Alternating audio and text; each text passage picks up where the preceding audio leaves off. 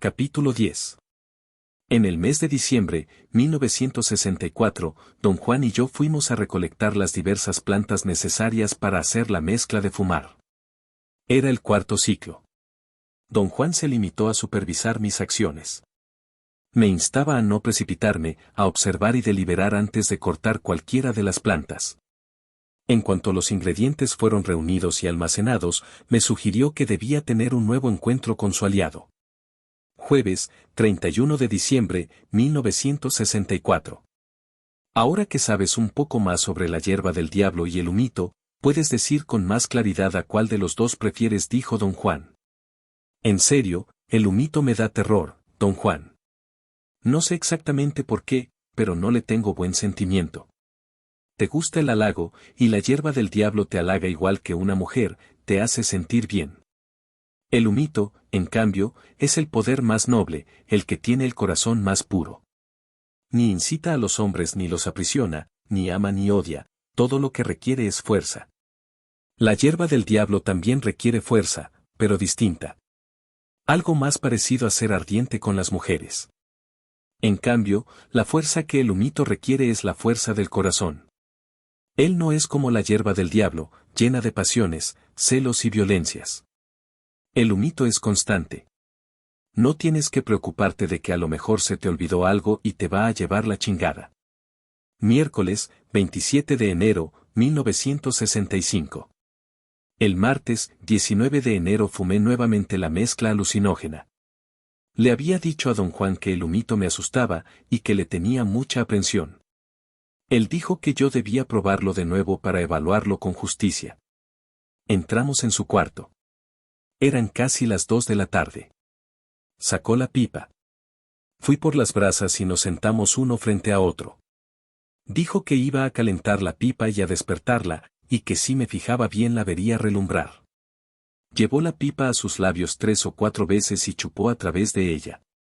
La frotó con ternura. De pronto me hizo un signo casi imperceptible con la cabeza, indicándome que mirara el despertar de la pipa. Miré, pero no pude verlo. Me entregó la pipa.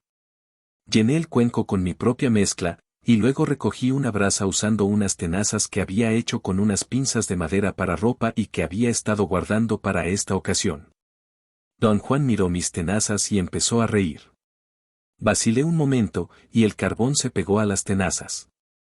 No me atreví a golpearlas contra el cuenco de la pipa, y tuve que escupir en la brasa para apagarla. Don Juan volvió la cabeza y se cubrió el rostro con el brazo. Su cuerpo se sacudía.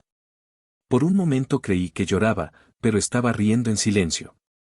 La acción se interrumpió largo rato, luego él mismo recogió velozmente una brasa, la puso en el cuenco y me ordenó fumar. Se requería todo un esfuerzo para chupar a través de la mezcla, parecía ser muy compacta.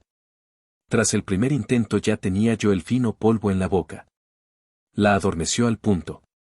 Yo veía el resplandor en el cuenco, pero jamás sentí el humo como se siente el humo de un cigarro. Sin embargo, tenía la sensación de inhalar algo que primero llenaba mis pulmones y luego se impulsaba hacia abajo para llenar el resto de mi cuerpo. Conté 20 inhalaciones, y después la cuenta ya no importó. Empecé a sudar, don Juan me miró fijamente y me dijo que no tuviera miedo e hiciese exactamente lo que él me indicara. Traté de responder bueno, pero en vez de ello produje un extraño sonido ululante. Continuó resonando después de que hube cerrado la boca. El sonido sobresaltó a don Juan, quien tuvo otro ataque de risa. Quise decir sí con la cabeza, pero ésta no podía moverla. Don Juan me abrió suavemente las manos y se llevó la pipa. Me ordenó acostarme en el piso, pero sin dormirme. Pensé que tal vez me ayudaría a acostarme, pero no lo hizo. Solo me miraba sin interrupción. De pronto vi girar el cuarto y me hallé mirando a don Juan desde una postura de costado. A partir de ese punto, las imágenes se hicieron extrañamente borrosas, como en un sueño. Puedo acordarme vagamente de haber oído a don Juan hablarme mucho durante el tiempo que estuve inmovilizado. No experimenté miedo, ni desagrado, durante el estado en sí, ni me sentí mal al despertar el día siguiente. Lo único fuera de lo común fue que no pude pensar con claridad por un largo rato después de despertar. Luego, Gradualmente, en un periodo de 4 o 5 horas, volví a ser yo mismo. Miércoles, 20 de enero, 1965. Don Juan no habló de mi experiencia, ni me pidió que se la relatara. Solamente comentó que me había dormido demasiado pronto. La única forma de seguir despierto es convertirse en pájaro o grillo o algo por el estilo, dijo. ¿Cómo se hace eso, don Juan? Es lo que te estoy enseñando. ¿Te acuerdas de lo que te dije ayer cuando estaba sin cuerpo? No puedo recordar claramente. Yo soy un cuervo. Te estoy enseñando a convertirte en cuervo. Cuando aprendas eso, seguirás despierto y te moverás con libertad, de otro modo siempre estarás pegado al suelo, donde quiera que caigas. Domingo, 7 de febrero, 1965. Mi segunda prueba con el humito tuvo lugar a eso del mediodía del domingo, 31 de enero. Desperté al día siguiente, al empezar la noche. Me sentía poseedor de un poder fuera de lo común para recordar lo que don Juan me había dicho durante la experiencia. Sus palabras estaban impresas en mi mente. Yo seguía oyéndolas con claridad y persistencia extraordinarias. Durante esta prueba hubo otro hecho que se me hizo obvio: mi cuerpo entero se había entumido poco después de que empecé a tragar el polvo fino que se metía en mi boca cada vez que yo chupaba la pipa. De modo que, no solo inhalaba el humo, sino también ingería la mezcla. Traté de narrar mi experiencia a don Juan. Él dijo que yo no había hecho nada importante. Dije que podía recordar cuánto había ocurrido, pero él no quería saber de eso. Cada recuerdo era preciso e inconfundible. El proceso de fumar había sido el mismo que en el intento previo. Era casi como si ambas experiencias perfectamente pudieran justaponerse y yo pudiese iniciar mi recuento desde el momento en que la primera experiencia terminaba. Recordaba con claridad que desde el instante de caer de costado sobre el piso estuve completamente privado de sentimiento y pensamiento. Pero mi claridad no se menoscaba en modo alguno. Recuerdo haber tenido mi último pensamiento más o menos en el momento en que el cuarto se convirtió en un plano vertical. Debí de golpearme la cabeza en el suelo, pero no siento dolor.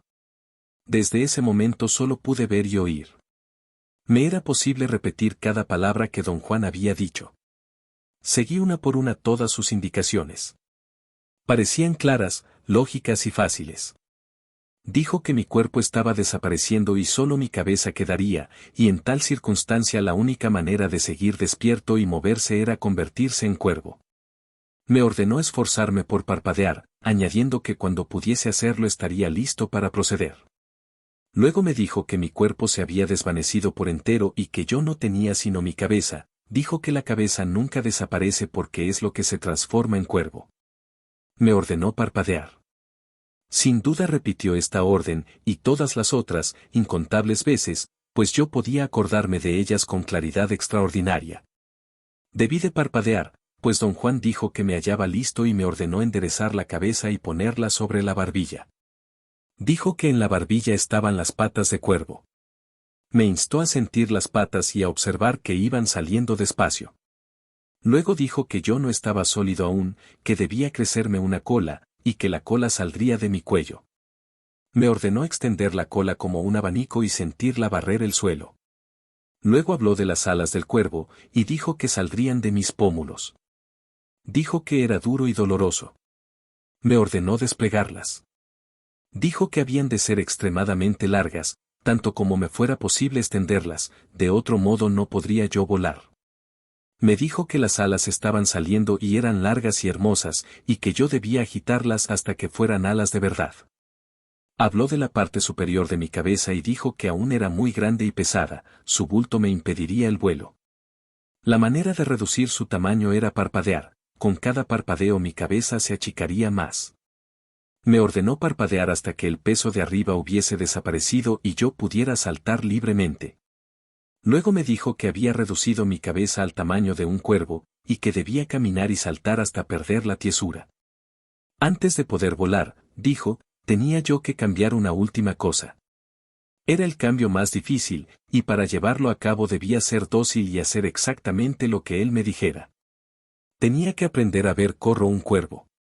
Dijo que mi boca y nariz iban a crecer entre mis ojos hasta dotarme de un pico fuerte. Dijo que los cuervos ven directamente de lado, y me ordenó volver la cabeza y mirarlo con un ojo. Dijo que si deseaba cambiar y mirar con el otro ojo, sacudiera el pico hacia abajo, y que ese movimiento me haría mirar con el otro ojo. Me ordenó alternar de uno a otro varias veces. Y entonces dijo que yo estaba listo para volar, y que el único modo de volar era que él me arrojase al aire. No tuve la menor dificultad en despertar la sensación correspondiente a cada una de sus órdenes. Percibí cómo me crecían patas de ave, débiles y vacilantes al principio. Sentí una cola salir de mi nuca y alas de mis pómulos. Las alas estaban profundamente plegadas. Las sentí brotar por grados. El proceso era difícil pero no doloroso. Luego, parpadeando, reduje mi cabeza al tamaño de un cuervo. Pero el efecto más asombroso se llevó a cabo con mis ojos. Mi vista de pájaro. Cuando don Juan dirigió el crecimiento del pico, tuve una molesta sensación de falta de aire. Entonces brotó un bulto, creando un bloque frente a mí. Pero solo cuando don Juan me indicó mirar lateralmente fueron mis ojos capaces de tener en realidad un panorama completo de lado. Podía yo cerrar un ojo y cambiar el enfoque al otro. Pero la visión del cuarto y de todos los objetos que había en él no era una visión ordinaria. Sin embargo, resultaba imposible decir en qué forma difería. ¿Acaso estaba ladeada, o quizá las cosas se hallasen fuera de foco? Don Juan se hizo muy grande y resplandeciente. Algo en él era confortante y seguro. Luego las imágenes se borraron, perdieron sus contornos y se volvieron nítidos diseños abstractos que cintilaron un rato. Domingo, 28 de marzo, 1965. El jueves, 18 de marzo fumé de nuevo la mezcla alucinógena, el procedimiento inicial varió en pequeños detalles.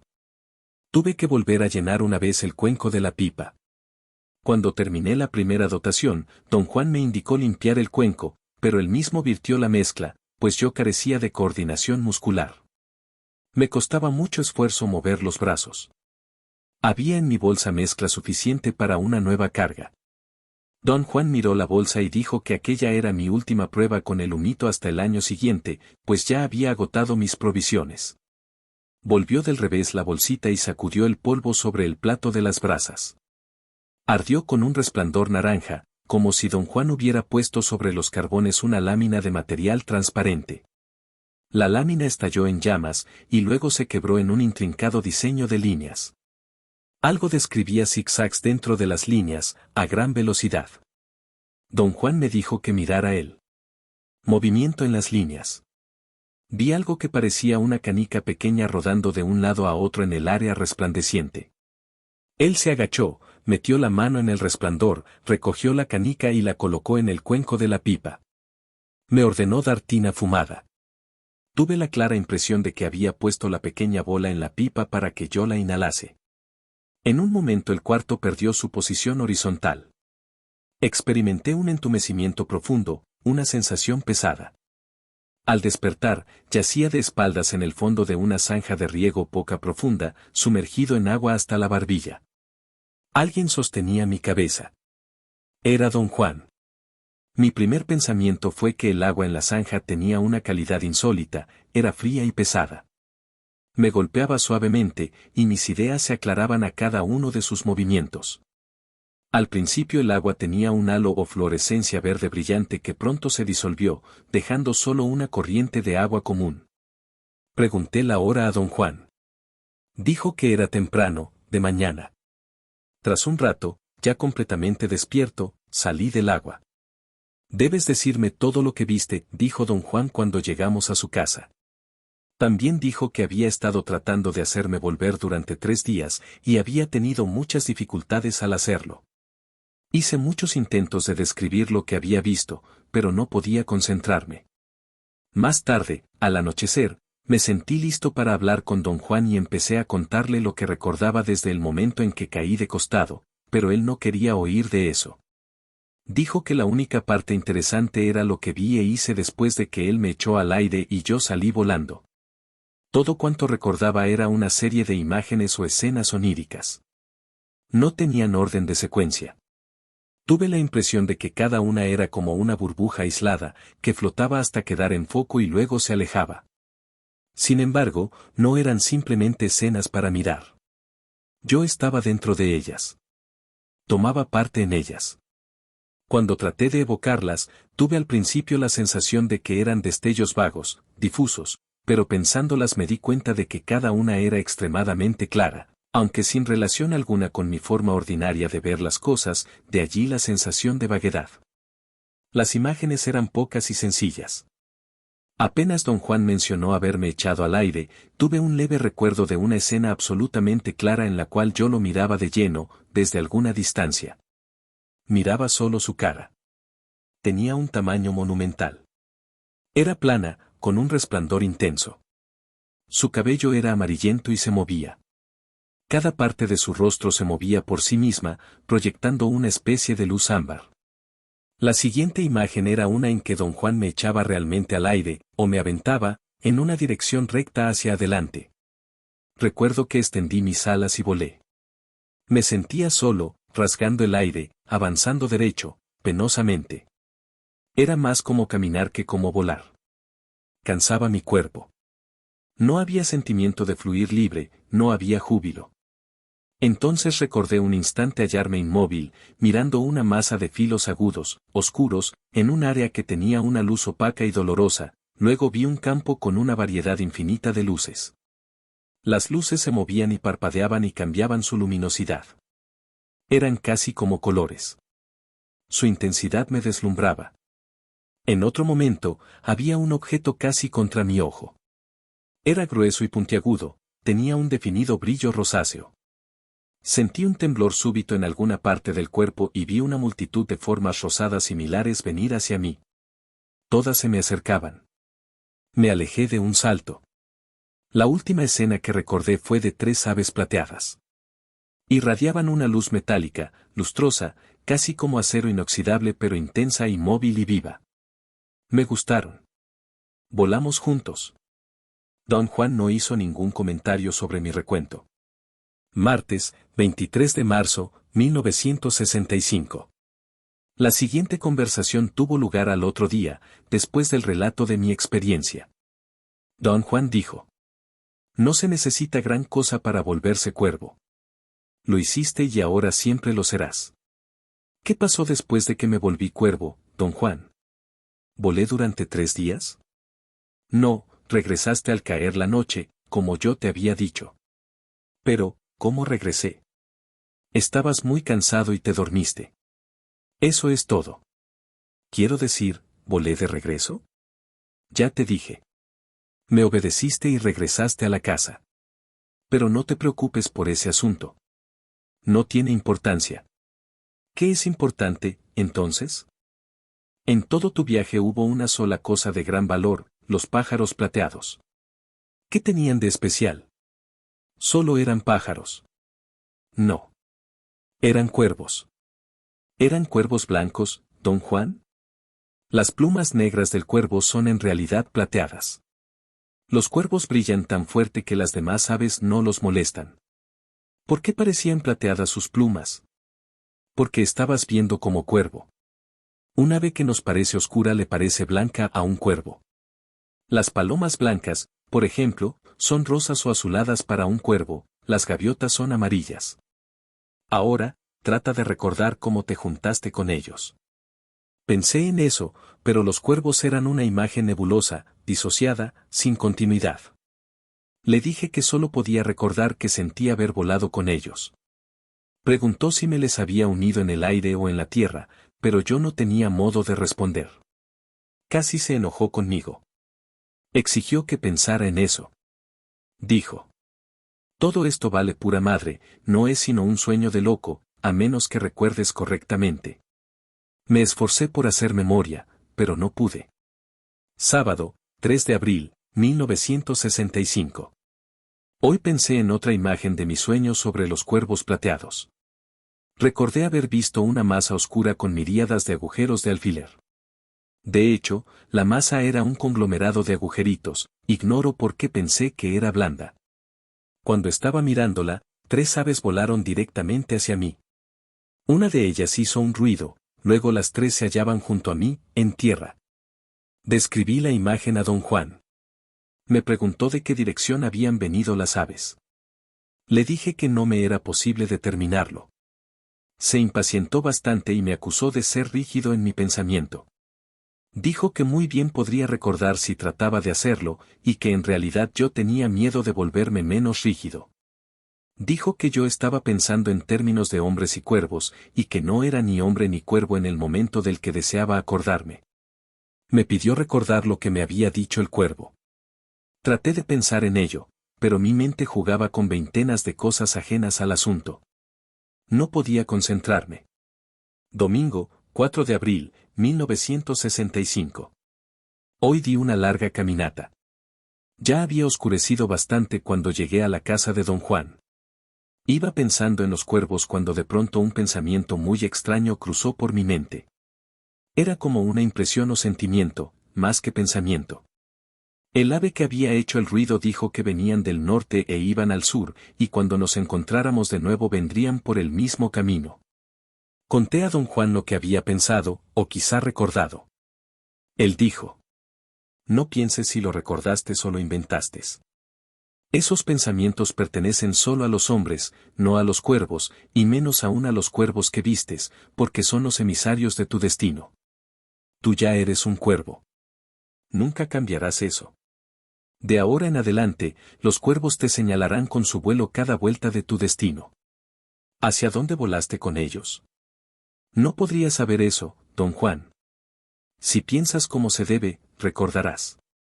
Siéntate en el suelo y dime en qué posición estabas cuando las aves volaron a ti. Cierra los ojos y haz una raya en el suelo. Seguí su indicación y determiné el punto. No abras todavía los ojos, prosiguió. ¿Para dónde volaron todos en relación con ese punto? Hice otra marca en el piso. Tomando como referencia estos puntos de orientación, don Juan interpretó las diferentes pautas de vuelo que los cuervos observarían para predecir mi futuro personal o destino. Puse los 4 puntos cardinales como eje del vuelo de los cuervos. Le pregunté si los cuervos siempre seguían los puntos cardinales para anunciar el destino de un hombre. Dijo que la orientación era solo mía, lo que los cuervos hicieron en mi primera reunión con ellos tenía importancia crucial. Insistió en que recordara cada detalle, porque el mensaje y la pauta de los emisarios eran un asunto individual, personalizado. Había una cosa más de la cual me instaba a acordarme: la hora en que me dejaron los emisarios. Me pidió pensar en la diferencia de la luz a mi alrededor entre la hora en que empecé a volar y la hora en que las aves plateadas volaron conmigo. Cuando tuve inicialmente la sensación de vuelo penoso, estaba oscuro. Pero cuando vi a las aves, todo se hallaba rojizo, rojo claro, o tal vez naranja.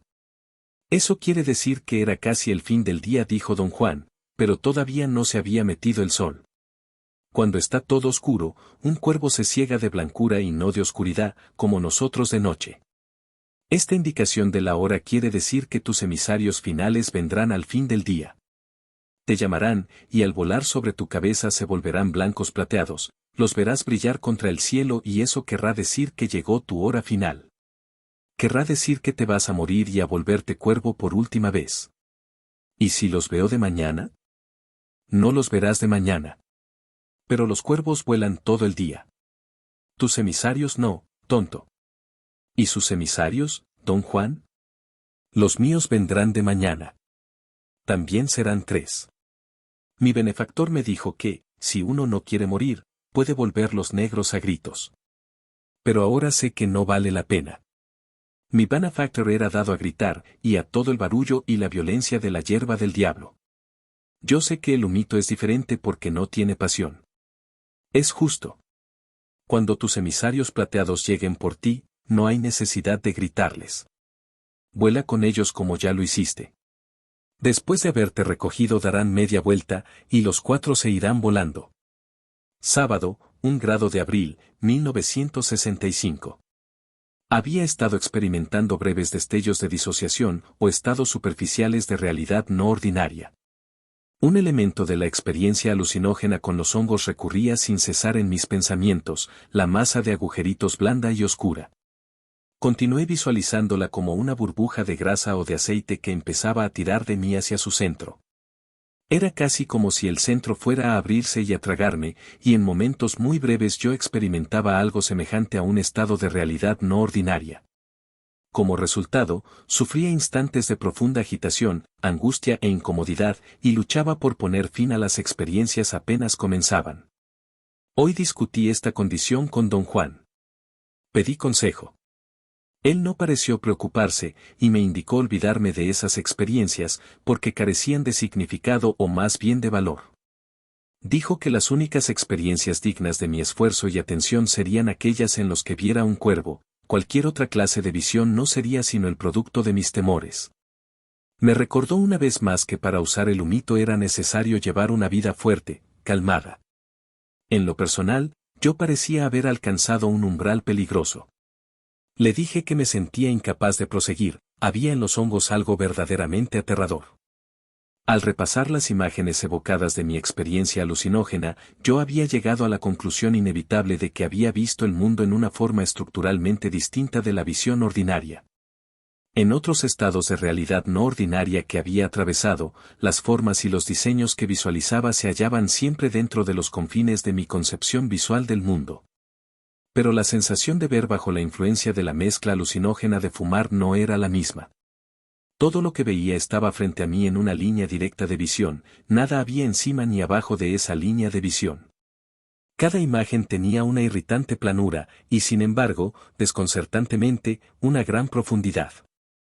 ¿Acaso sería más exacto decir que las imágenes eran un conglomerado de detalles increíblemente precisos colocados dentro de campos de luz diferente? La luz se movía en los campos, creando un efecto de rotación. Después de aguijarme y esforzarme por recordar, me hallé obligado a hacer una serie de analogías o símiles para entender lo que había visto. El rostro de don Juan, por ejemplo, parecía como sumergido en el agua. El agua parecía moverse en un fluir continuo sobre la cara y el cabello, los amplificaba a tal grado que, cuando yo enfocaba mi visión, podía ver cada poro de la piel o cada cabello de la cabeza. Por otra parte, vi masas de materia planas y llenas de aristas, pero no se movían porque no había fluctuación en la luz proveniente de ellas. Pregunté a don Juan qué eran las cosas que vi. Dijo que, siendo esta la primera vez que yo veía como cuervo, las imágenes no eran claras ni importantes, y que más tarde, con la práctica, me sería posible reconocerlo todo. Saqué a colación la diferencia que había notado en el movimiento de la luz. Las cosas que están vivas, dijo él, se mueven por dentro, y tan cuervo puede ver con facilidad cuando algo está muerto, o a punto de morir, porque el movimiento ya se paró o se va parando. Un cuervo sabe también cuando algo se mueve demasiado aprisa, y por lo mismo sabe cuando algo se mueve al paso justo. ¿Qué significa cuando algo se mueve demasiado aprisa, o al paso justo? Significa que un cuervo sabe de hecho qué evitar y qué buscar. Cuando algo se mueve demasiado aprisa por dentro, quiere decir que está a punto de estallar con violencia, o de pegar el brinco, y un cuervo lo evita. Cuando se mueve por dentro al paso justo, es una vista placentera y un cuervo la busca. ¿Se mueven las rocas por dentro? No, ni las rocas ni los animales muertos ni los árboles muertos. Pero es hermoso mirarlos. Por eso los cuervos andan por donde hay cadáveres. Les gusta mirarlos. Ninguna luz se mueve dentro de ellos. Pero cuando la carne se pudre, ¿no cambia ni se mueve? Sí, pero ese movimiento es distinto. Lo que el cuervo ve entonces son millones de cosas moviéndose dentro de la carne con luz propia, y eso es lo que le gusta ver. Verdaderamente es una vista inolvidable. ¿La ha visto usted, don Juan? Cualquiera que aprenda a volverse cuervo la puede ver. Tú mismo la verás. En este punto hice a don Juan la pregunta inevitable. ¿Me convertí realmente en cuervo? Cero, mejor dicho, ¿habría pensado cualquiera, al verme, que era yo un cuervo común? No. No puedes pensar así cuando tratas con el poder de los aliados. Esas preguntas no tienen sentido, y eso que volverse cuervo es lo más simple que hay. Es casi como travesura, tiene poca utilidad. Como ya te he dicho, el humito no es para los que buscan poder. Es solo para quienes anhelan ver. Yo aprendí a volverme cuervo porque son las aves más efectivas de todas. Ninguna otra las molesta, a menos que sean águilas grandes y hambrientas, pero los cuervos vuelan en parvadas y pueden defenderse. Tampoco los hombres molestan a los cuervos, y eso es importante, cualquiera puede distinguir un águila grande, sobre todo un águila fuera de lo común, o cualquier otra ave grande y fuera de lo común, pero, ¿a quién le interesa un cuervo? Un cuervo está seguro. Es ideal en tamaño y en naturaleza. Puede meterse donde sea sin llamar la atención. En cambio, volverse oso o león es posible, pero sale bastante peligroso. Una criatura de esas es demasiado grande, se necesita demasiada energía para convertirse en ella. También puede uno volverse grillo, o lagartija, o hasta hormiga, pero eso es todavía más arriesgado, porque los animales grandes cazan a las criaturas pequeñas. Señalé que, según lo que él decía, uno se transformaba realmente en cuervo, o grillo, o cualquier otra cosa. Pero él insistió en que yo entendía mal. Se necesita mucho tiempo para aprender a ser un cuervo cabal, dijo. Pero tú no cambiaste, ni dejaste de ser hombre. Es otra cosa lo que pasa. ¿Puede usted decirme qué es la otra cosa, don Juan? A lo mejor a estas alturas ya tú mismo lo sabes.